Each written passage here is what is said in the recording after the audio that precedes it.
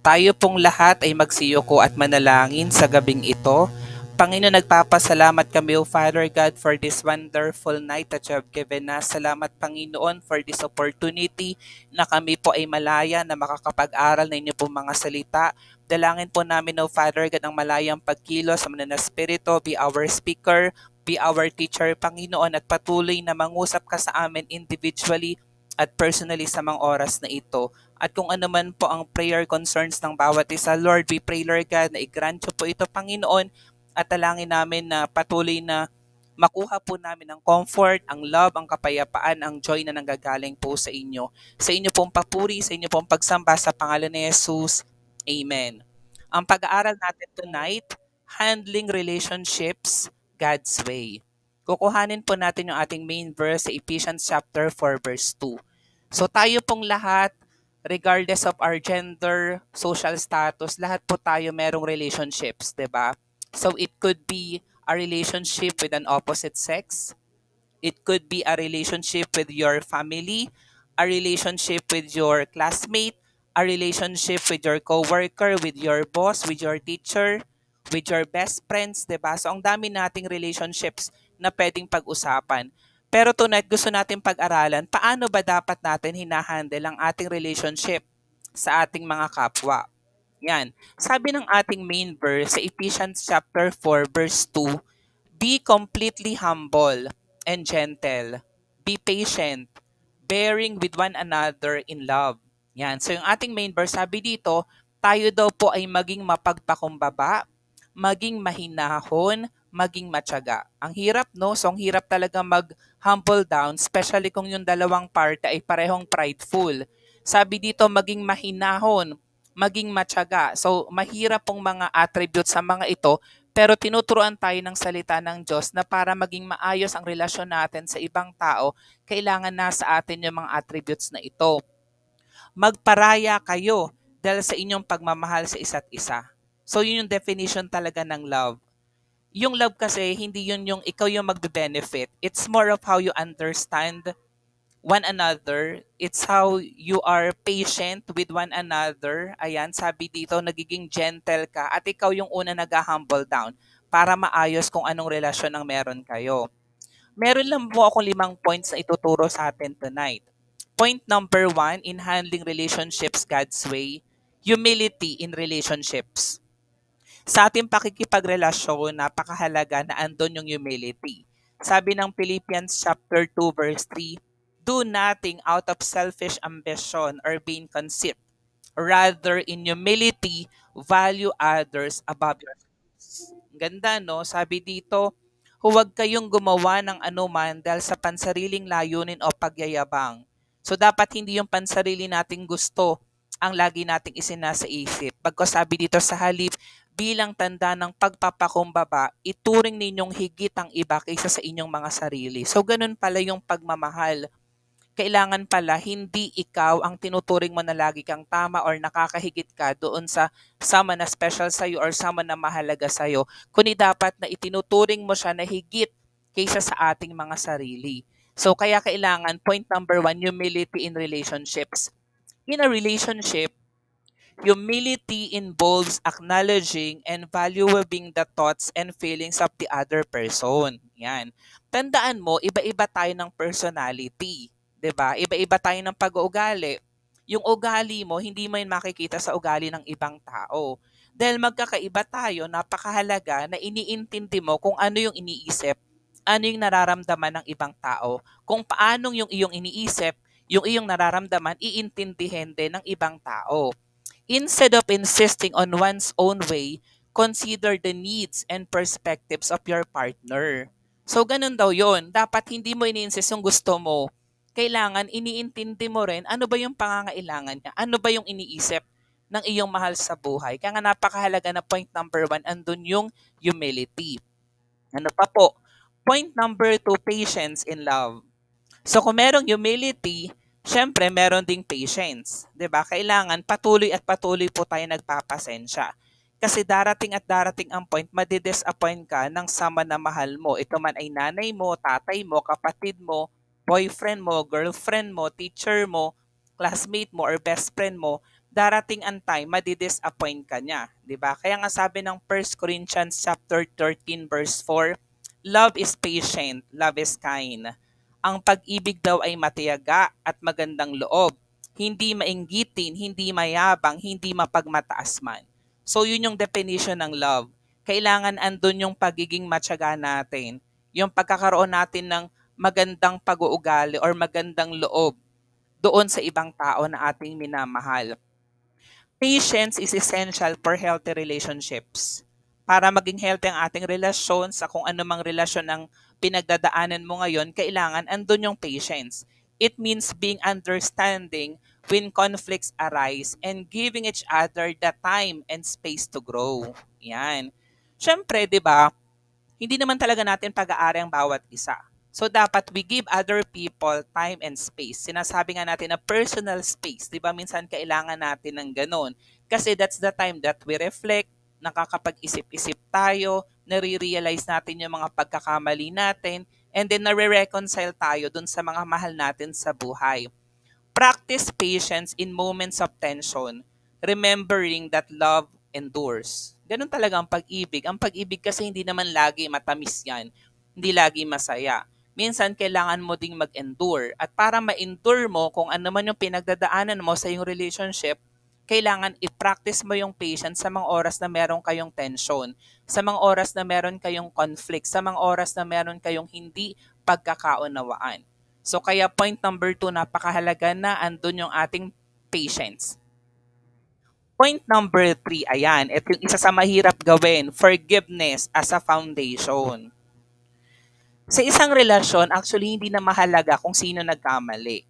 Ang mahalaga dan, marunong ka magpatawad. Sabi nga ng Colossians chapter 3 verse 13, bear with each other and forgive one another if any of you has a grievance against someone.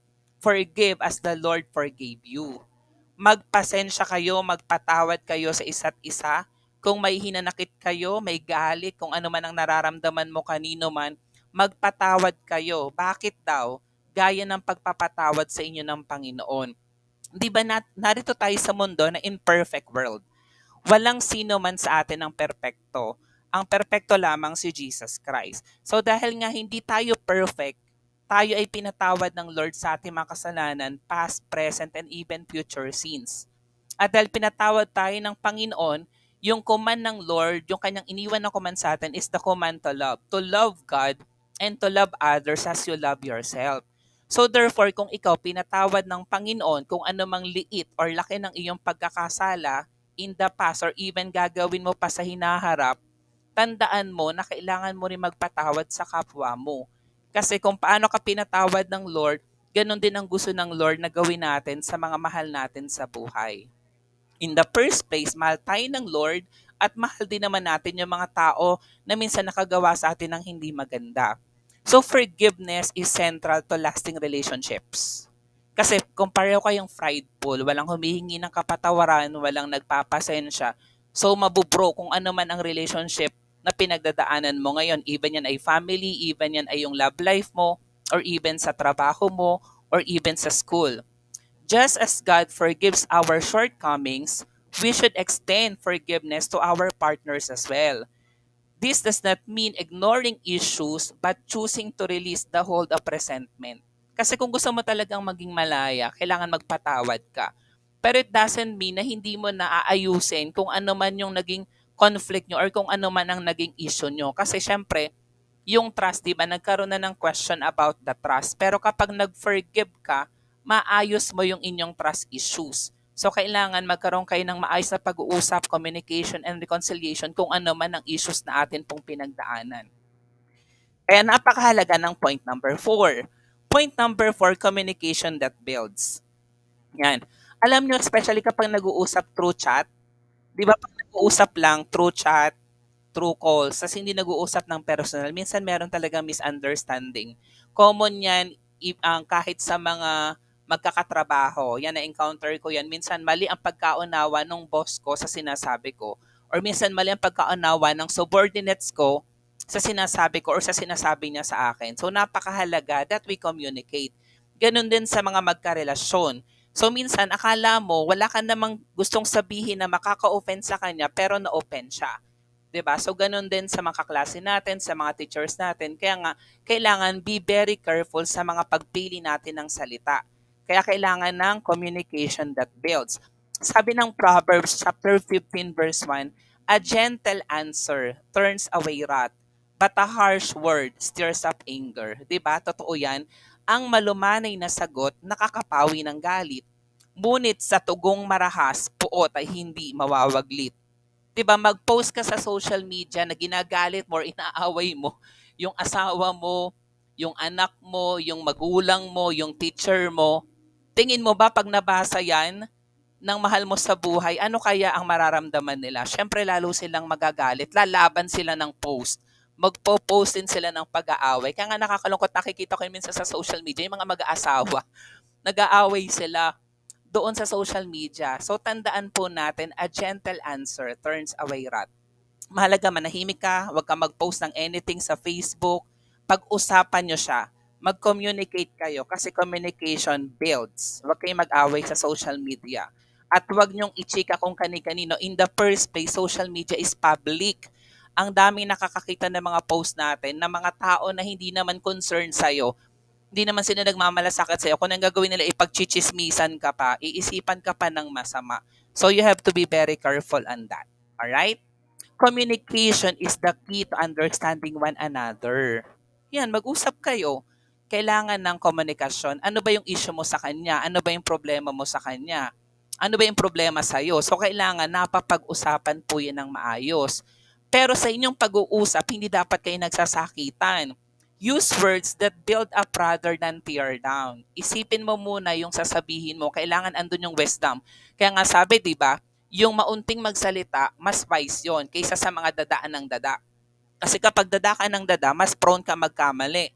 Mas prone ka na magkasala. Amen. When discussing sensitive matters, a gentle and respectful tone promotes a healthier exchange of ideas and feelings. Hindi yung pagkakita nyo pa lang, galit na galit ka na, sinumbatan mo na siya. Kailangan andun yung gentle, andun yung respectful tone. Kasi napopromote nito yung maayos ninyong pag-uusap. At dahil doon magkakaintindihan po tayo. Amen? Point number 5. Siyempre, kailangan ng love in action. Diba, in the first place, kaya ka nga nasaktan kaya ka nga nahirapan kasi mahal na mahal mo siya or mahalaga siya sa'yo. So in the same way, kailangan ipakita mo ang pag-ibig mo sa kanya. Sabi nga ng 1 John chapter 3 verse 18, dear children, let us not love with words or speech, but with actions and in truth. Mga anak, huwag tayong magmahal sa pamamagitan ng salita lamang, kundi patunayan natin ito sa pamamagitan ng gawa. Diba, halimbawa, sinabi mo sa kapatid mo sa Panginoon, mahal kita kay Lord. And then, hindi mo naman siya pinagpe-pray, di ba? Hindi mo naman siya kino-comfort sa mga problema ng pinagdadaanan niya. So, walang love pagdating doon. Bawa, sinabi mo na mahal mo isang tao, nagkaroon kayo ng misunderstanding, then nag-break na lang kayo, hindi mo na siya pinatawad. So, nasa andun yung pagmamahal. Kailangan andun yung understanding, andun yung forgiveness, andun yung inaayos nyo kung ano man ang relasyon na nasira. Even to our family, even to our school, even to our work, kailangan i-apply po natin ang love in action. Sabi nga dito, love is not merely expressed through words. Hindi ito sa pagandahan ng sinasabi ng sinasalita na susungkitin ko ang langit at bituin para lamang mahalin ka rin niya, di ba? It is demonstrated through actions. Small gestures, acts of service, and a sacrificial love contribute to a relationship grounded in Christ-like love. Kung paano tayo inibig ng Panginoon, dapat ganon din natin pinapakita ang pag-ibig natin sa ating kapwa. Yan. So, ito yung 5 points na tinuro ko sa ating tonight. Number 1, humility in relationships. Pangalawa, patience in love. Pangatlo, forgiveness as a foundation. Point number 4, communication that builds. At point number 5, love in action. Ngayon, ano yung ating conclusion? Sabi dito, church, God's design for relationships involves selflessness. Kaya ka nakikipagrelasyon hindi para sa sarili mo. 'Di ba? Dapat selfless ka. Iniisip mo yung kalagayan ng minamahal mo. Kasi ganun din ang ginawa ni Jesus Christ sa cross. Ang tawag doon, unconditional love. Patience, andyan dapat. Forgiveness, andyan dapat. Effective communication, and active love. By embracing these principles, we mirror the love and grace that God extends to us. So again, ang perfect example natin, walang iba kundi ang ating Panginoong Heso Kristo. So paano natin ito ma-apply? Number one, self-reflect. Regularly assess mo yung iyong mga ginagawa at ang iyong pag-uugali patungkol sa iyong pakikipagrelasyon. Kasi kapag nagkakaroon ng conflict, hindi lang yan lagi ang problema yung other party. Minsan may problema rin sa atin. So kailangan mag-reflect tayo sa ating mga ginagawa at sa ating mga pag-uugali. Yung point number 2 na kailangan nating i-apply, prayer. Alam nyo, napakahalaga ng panalangin. So you have to seek God's guidance in applying these principles in your relationships. So mag-aral ka ng salita ng Diyos. Ano bang sinasabi ng Word of God? Di ba ngayon nag-aaral tayo tonight, paano natin i-handle ang ating relationship sa paraan ng ating Panginoon. Pangatlo, this is also very important, accountability. You have to invite trusted friends or mentors, yan, mga leaders, mga pastors that you could hold accountable in living out these biblical principles. So pwede kang humingi ng guidance sa kanila, ng prayer from them, para or even counsel or advice para mag-guide ka ng tama in biblical principles. Kasi kapag sa kanila ka nag-seek ng guidance, syempre ang ibibigay niya sa iyo ay merong biblical reference. So sabi ko dito, may our relationships be a testament to the transformative power of God's love and grace. Yan. Sabi ko dito, in the tapestry of life, woven with threads of faith and love, ang Diyos ang dalubhasang mga habi na lumilikha ng isang obra maestra mula sa bawat hibla ng ating buhay. So tandaan mo, regardless kung anong pinagdadaanan mo, sa kung anong relationship yan, sabi ko nga ito man ay sa family, sa opposite sex, sa iyong trabaho, sa iyong pag-aaral, and many more, or even sa church, tandaan mo, ang manlilikha, si Jesus Christ, siya yung humihibla ng bawat sandali ng ating buhay. The Lord is always in control. Because the Lord is always in control, kailangan patuloy tayong lumalapit sa Panginoon. Humingi tayo sa Kanya ng guidance, ng direction para magawa natin ng tama ang mga kailangan nating gawin in God's way. Yan. Ito yung pangako ng Panginoon. Dito po tayo mag-e-end. Sabi ng Isaiah chapter 41 verse 10, "So do not fear, for I am with you. Do not be dismayed, for I am your God. I will strengthen you and help you. I will uphold you with my righteous right hand." So huwag kang matakot kung ano man ang season na pinagdadaanan mo ngayon. Tandaan mo, iwanan ka man ang taong mahal mo sa buhay, the Lord will never leave you. The Lord will never forsake you. The Lord will always be with you.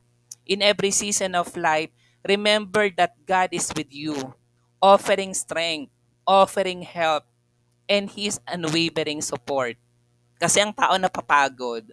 Ang tao minsan hindi available, pero the Lord will always be available 24/7. So you have to trust in His promise and fear not. Huwag kang matakot.